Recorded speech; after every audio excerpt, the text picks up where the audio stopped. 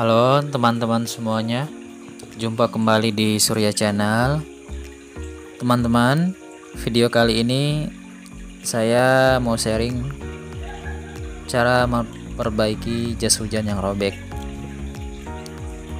Kebetulan jas hujan saya robek di bagian bawah, di kancing bagian bawahnya. Karena sekarang musim hujan, jadi mau nggak mau jas hujannya harus tetap dipakai. Sedangkan ya robek di bagian bawah. Jadi saya mau coba untuk memperbaikinya supaya jas hujan ini bisa dipakai lagi.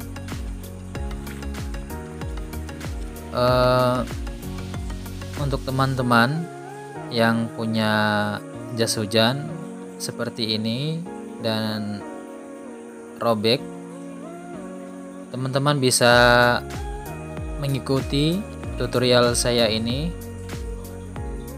karena caranya sangat mudah dan bahannya juga sangat mudah, hanya menggunakan lem Korea. Dan untuk penambalannya saya menggunakan bahan sisa dari jas hujan tersebut. Ada di bagian dalamnya, ada sisa bahan, tinggal dipotong kemudian ditambal dan dilem.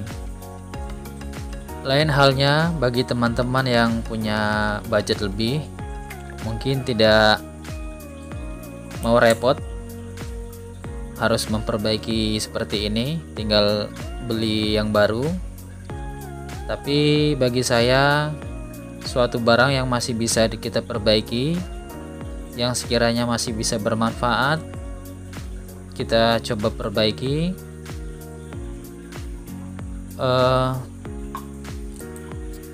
Kebetulan juga jas hujan ini pernah robek dan saya lakukan hal yang sama, dan sampai saat ini masih awet, lemnya tidak terlepas dan masih bisa saya pakai.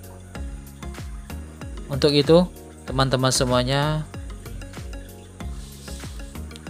yang suka video ini silahkan di like, dan bila channel ini membantu dan bermanfaat silahkan di subscribe dan tekan tombol loncengnya.